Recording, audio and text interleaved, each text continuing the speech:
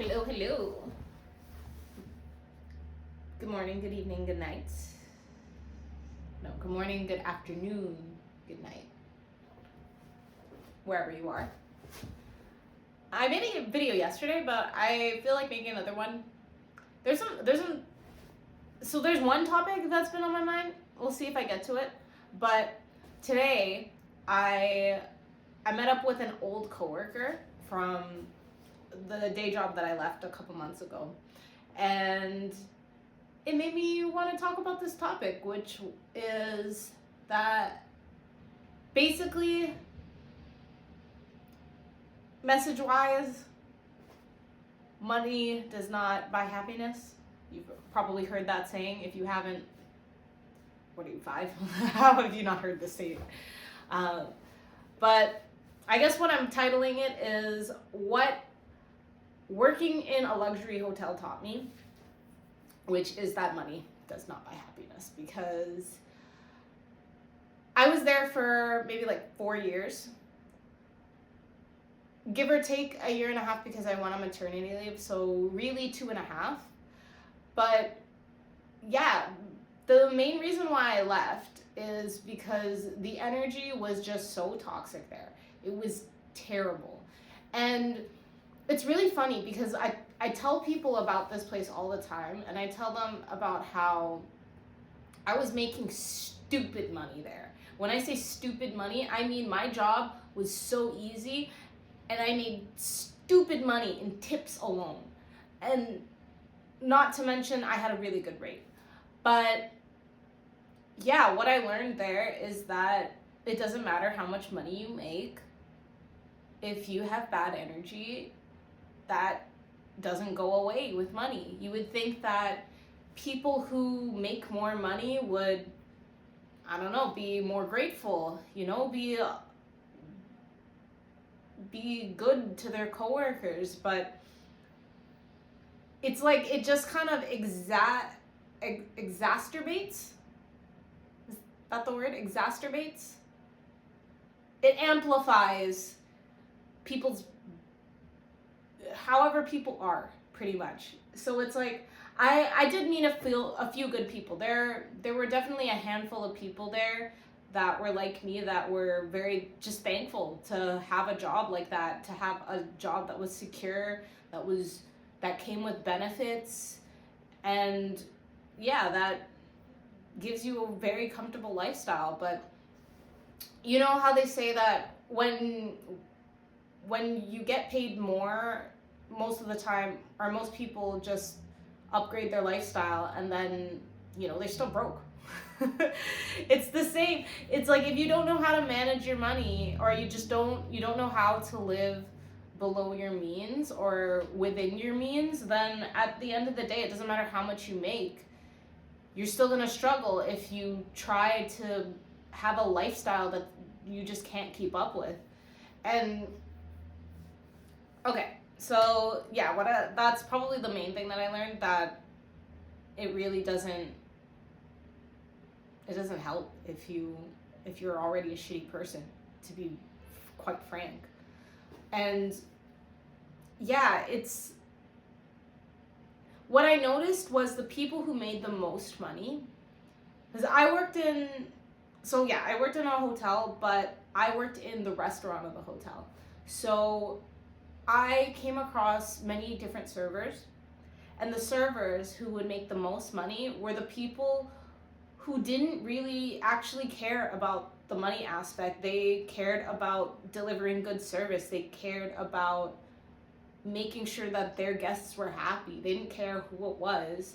And so their tips reflected that. The people who complain a lot and always had something to say, always had other people to blame for why they didn't make as much as they probably would have liked, or a lot of them saw it as competition.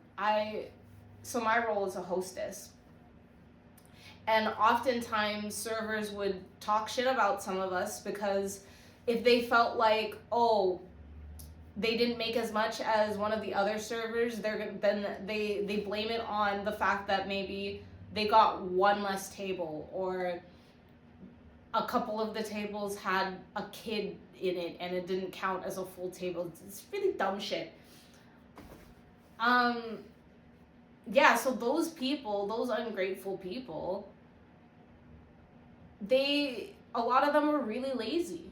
A lot of them were relying on the fact that most of the people that come in here into that restaurant already have money, because like the prices on the menu are expensive, right? So they're banking off of whatever percentage that people normally give, because we live in a time where tipping culture is expected rather than reflective of actual service. And you know how many times I would hear people call, or some of these people call their guests cheap because maybe their guests didn't only tipped like 10 to 15%, but it's like, yeah, but what kind of service did you deliver? Were you giving 5-star service, or did you do the bare minimum and expect to get 18% because that's more or less the standard now? And yeah, it was just really sad, because most of these people are leaving with at least 300 a night or a day. And if you worked at night, at least around $1,000 every night. And then these people, because of status hierarchy, they feel like they run the restaurant. So the other roles, like my role, the hostesses or the bartenders or the server's assistants, I felt so bad for the server assistants. It's like we're all getting percentages out of how much they make. And to be fair, I've worked at some places where tip out for back of house staff or any other staff is upwards to 10%. These people are paying maybe less than 5%. And it's like so much entitlement.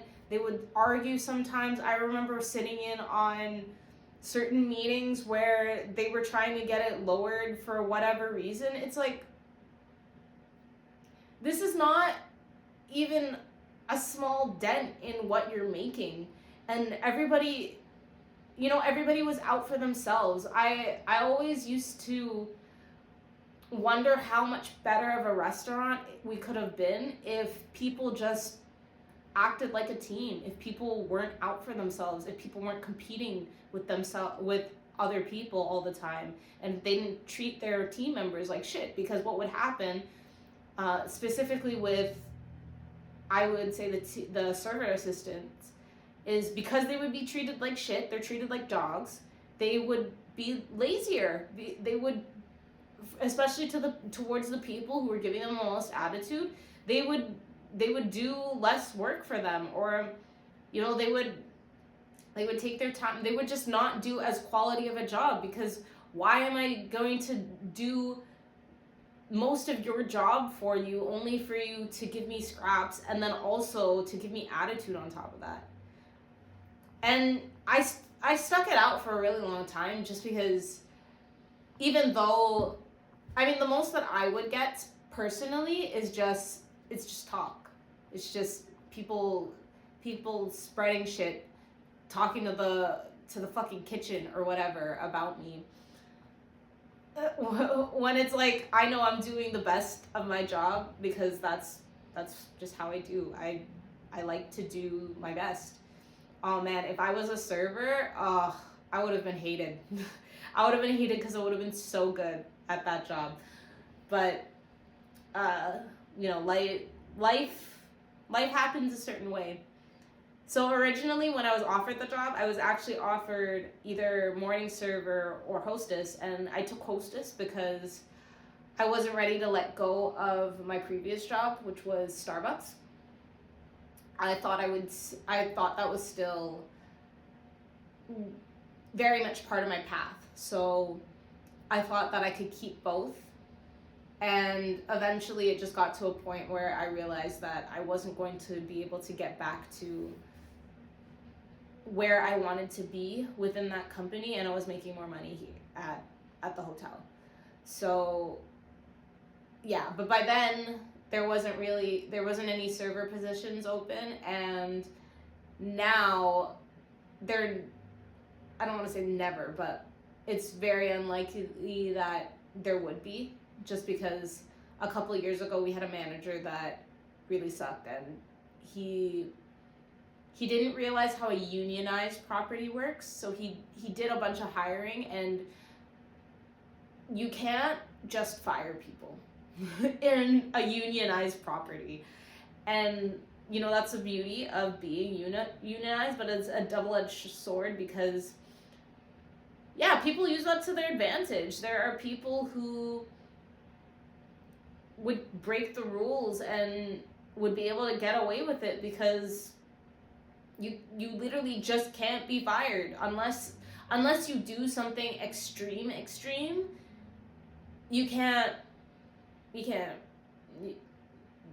These people are lifers.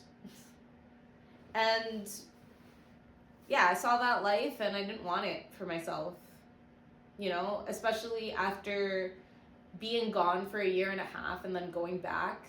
It was so toxic. And oh my God, that's only on a regular, or what's it called?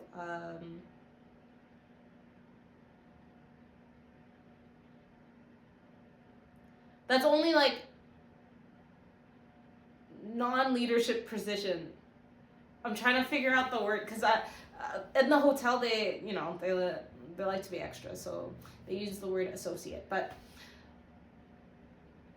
there's a word for it. Hourly. That's only for hourly staff that I'm talking about. Salaried staff, or like management level, supervisor, management level, that's a whole different story. So those people, they make money, but they actually make less money than some of the hourly staff, because of taxes and stuff, and because tips are untaxed. So in retrospect, they don't make as much money. These people take those positions purely for status. And specifically, and the problem at the hotel that I was working at was people, it was like a revolving door when it came to the management, just because the environment was so bad and the hourly staff were so shitty, because they think they run the place, because they're literally going to be there for life. They're always going to outlast any of the managers. But most of these managers would take this job as a stepping stone to go somewhere else. So basically for leverage, right? And the issue with that is that it was really hard to keep anybody that was worth keeping. It was really hard to even find people who loved their job for the sake of loving their job and wanted to give good service for that reason. And because of that, we ended up with a lot of insecure people. Speaking for myself, I had maybe the very first manager, the one that hired me, he was great, but I only got him for maybe 4 to 5 months before he left for another opportunity. And every manager after that just sucked. There's one that I can't speak on because she was there during my maternity leave, but the one that was after the original manager I had, and then the one when I came back, it's just, they lack the actual leadership quality. And a lot of the people in that field, or in that position, and not even just that position, supervisors as well, because they're there for status and for power, basically, they were really insecure. And honestly, what I've noticed is that insecure people lead terribly because they're so afraid of failing or of looking bad in front of their bosses or in front of other people, that instead of taking accountability for when they mess up or make a bad decision or whatever, even to just deal with the situation, they try to shy away from it. They try to shove it on whoever, what is it, their subordinate. No, that's not the term. On the people that are below them. And then it just creates mistrust between the team. So yeah, it was such a terrible place to work, and I'm so glad that I'm out of there. Yeah, like I was saying, that I met up with a friend who was in a different department, but it was nice to talk about it now that I'm out. And he wants to get out too. And he will, but he's got some life stuff going on. But that leads into another topic that I've kind of been thinking about, which alludes to timing, for one, and I guess letting go of things that don't serve you. Because I feel like a lot of people get stuck in jobs like this, or stay in environments where, yeah, it's just toxic because of the money, right? And I guess it's one of those things where you get stuck in this echo chamber. And I think for myself, what I found really hard about working there was, especially when I had gone back after maternity leave, was because I am in such a mode of wanting good energy around me, because I know that I absorb good energy. It's not enough. It's not enough to just be the good energy when everyone around you is in bad energy. Because it's like, as much as you can keep to yourself, and like I said earlier, I didn't have to deal with too much, just because my station was outside of the restaurant, and unless people came up to me, I only had to interact with them every so often when I go onto the floor, or obviously when I go into the back and when I have lunch and stuff like that. Otherwise, I was able to keep to myself for the majority of it. But you can't escape it. People just complain and complain and complain all day. And I remember I had the intention for a little bit of when I went back to try to, I don't know, to try to be a good example, to try to maybe shift their perspective, but you can't. You can't do for anybody what they don't want to do for themselves. So if people don't want to see things in a different way, at the most, like, maybe they will for a little bit, or maybe they'll be like, oh, that's a cool way to look at it. But what ends up happening is they just end up hating you for being happy, which, it just fucking sucks. So yeah, I trusted myself when my inner voice was like, yeah, yo, you gotta get the fuck out of here. This is fucking up your energy. And yeah, it's really important to trust that things are gonna work out. To trust that you can do something else and you're gonna live a better life. And again, it's all how you think. So I think what happens to a lot of people is, especially if they had a stable job and then they go out to venture on their own, or they're doing their own business, or they're doing something creative, whatever it is. It does take time sometimes. But at the end of the day, it's all about how strongly you believe in yourself. That's why it takes time sometimes, because if you've been stuck in cycles of not really believing in yourself for a very long time, it can take time to clear out that energy, or to rewire that part of your brain that tells you that you can't do it, or that this is the only way to live, that having a quote unquote stable job or a 9 to 5 is the only way to make money, because we've literally grown up conditioned to believe this.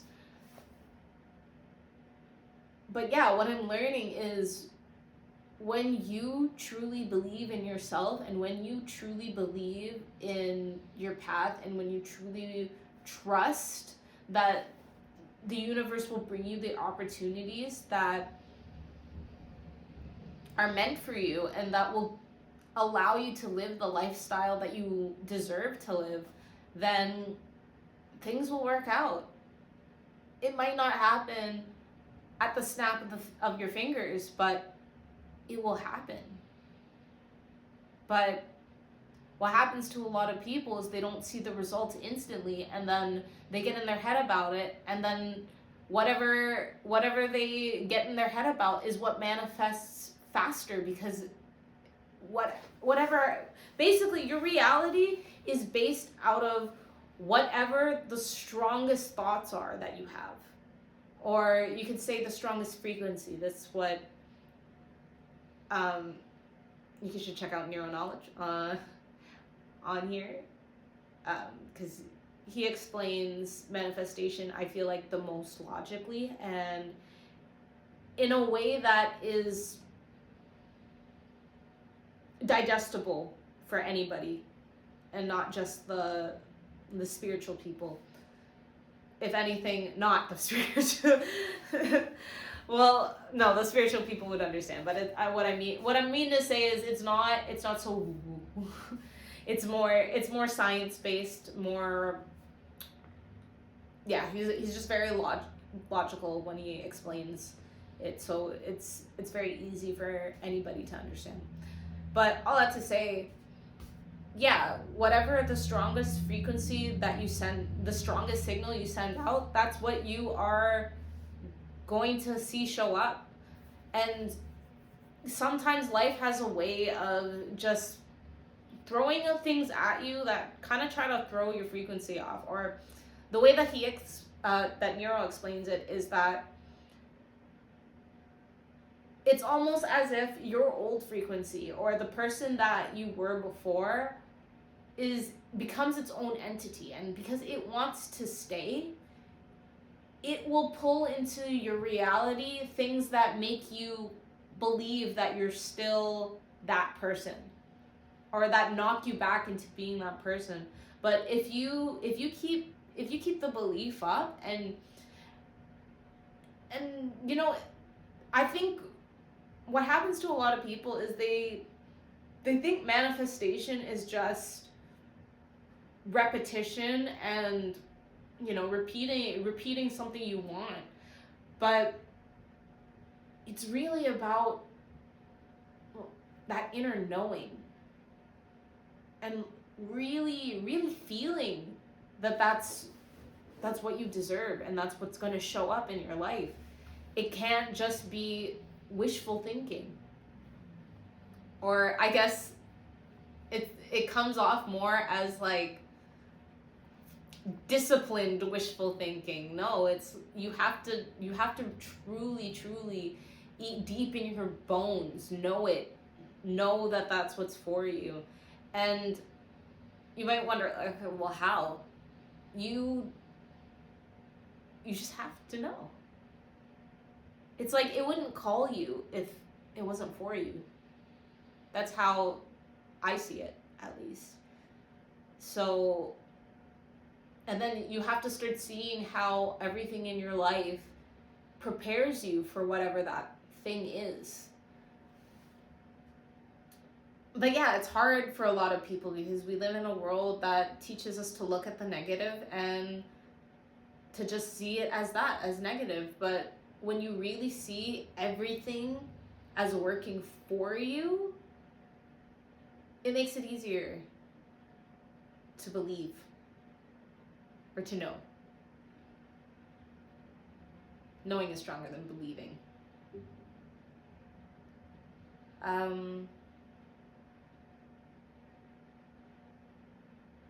But yeah, when it comes to money, honestly, you can't chase money.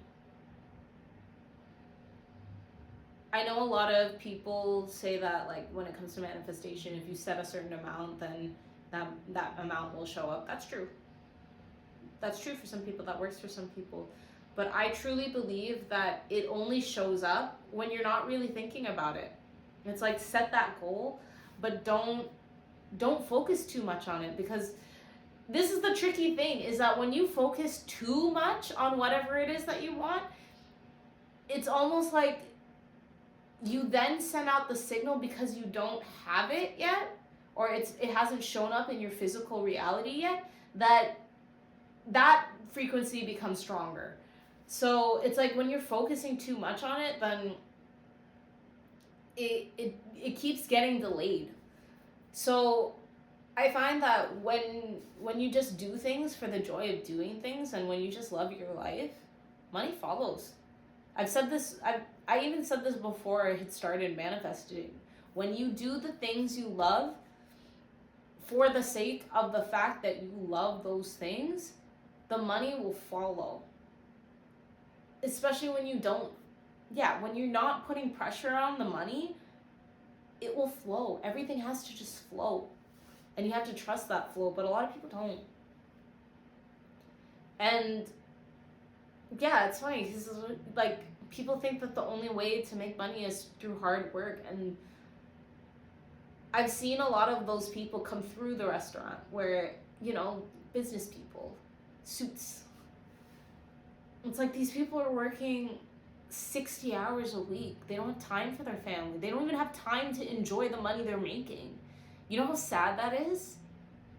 It's like, yeah, you can say that you have all these designer clothes, and you drive this super nice car, and maybe you have a big house, but what's the point if you have to be in meetings all day?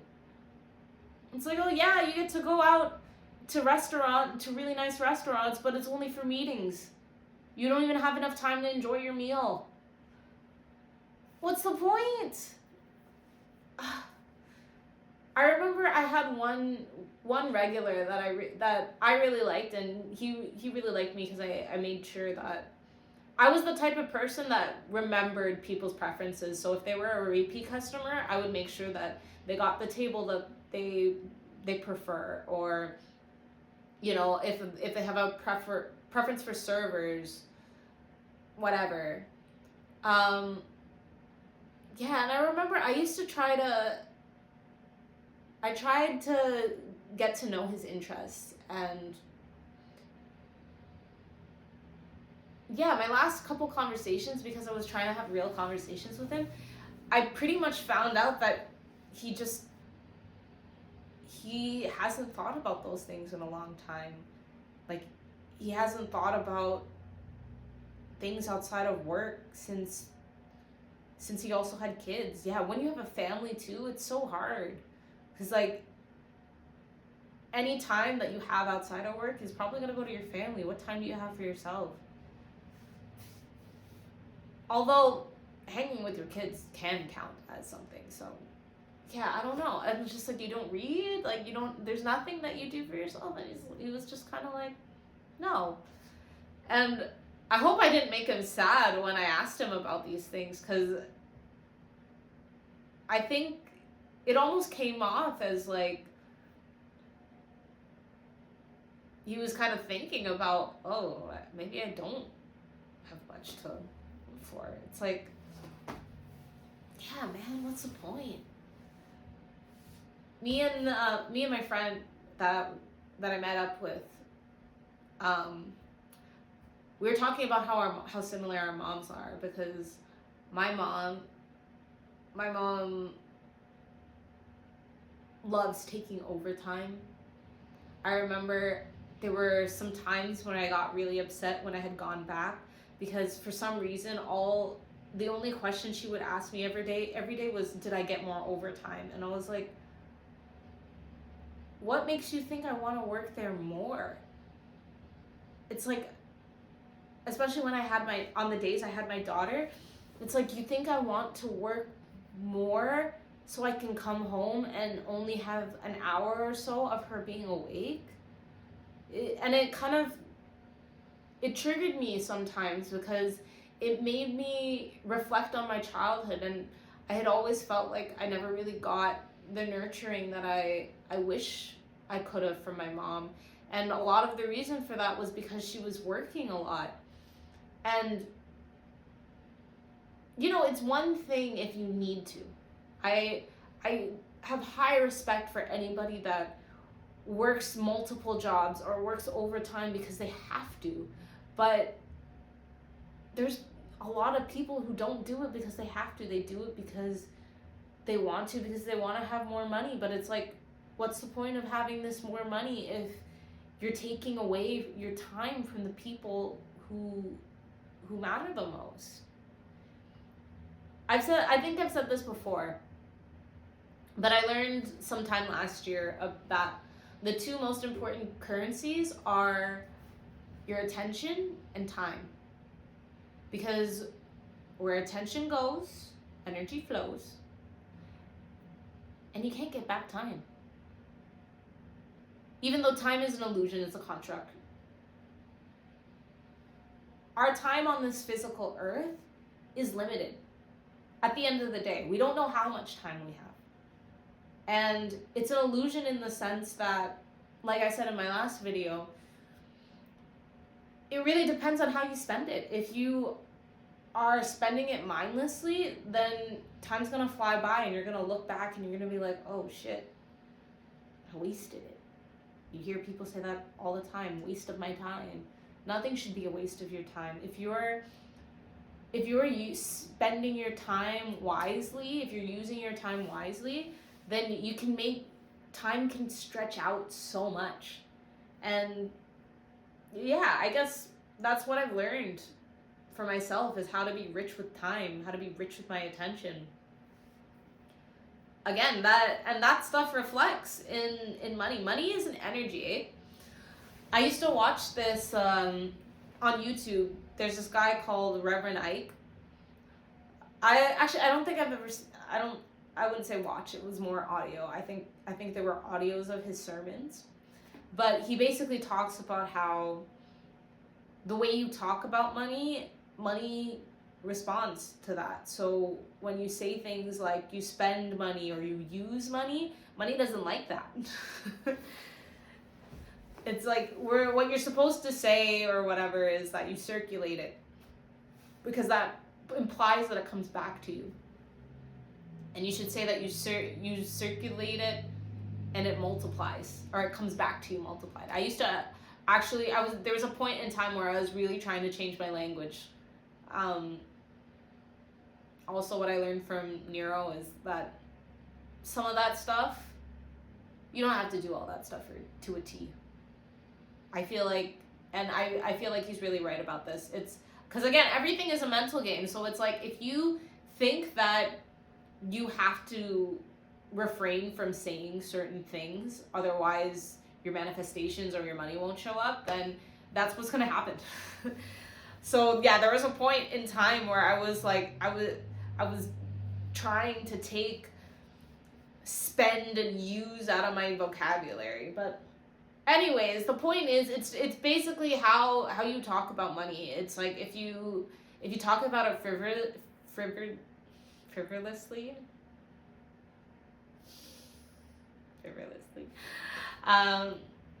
If you talk about it loosely, and if you talk about it like, I think he used to compare it to like a woman. It's like, if you kind of talk about it like, yeah, if you talk about it like it's if you don't respect it, basically, it's not going to respect you back. It's not going to want to flow to you. And that makes me think of like my dad. My dad would borrow people's money with, yeah, maybe he would give it back in a way where he would borrow from other people, and it's just like he just didn't care. He didn't care about the fact that other people had worked hard for that, and that he wasn't using it for anything good. He was using it for instant gratification purposes, gambling. But yeah, I think when you use it as a tool to make yourself better or to help other people in a way, and I don't mean like when people just donate or like give money away or whatever, because that can also be extrapolated to like to manipulation. It's not the same. It's like, yeah, when you use it to better yourself, I think that's how I use it. I invest in myself, and I invest in things that I want to do because those things are meant to help other people, and it comes from a genuine place. So I believe that's going to be rewarded.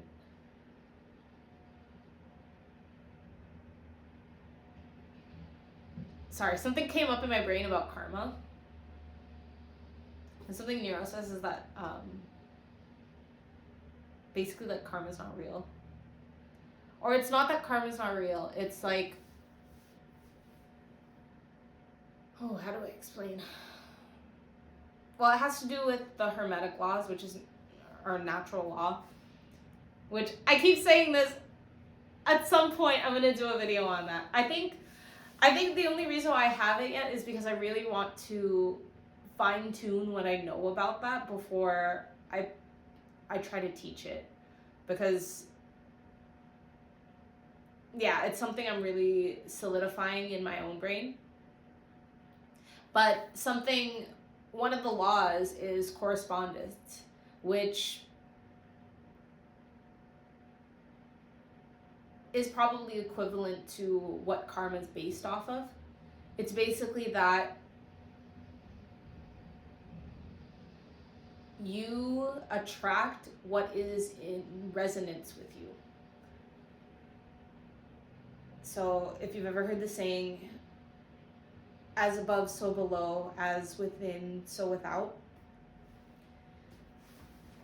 Yeah, it's basically that you attract whatever is in resonance with you. And I think karmically, or how that applies to karma, is if someone thinks they're doing something bad, then they're going to attract bad things.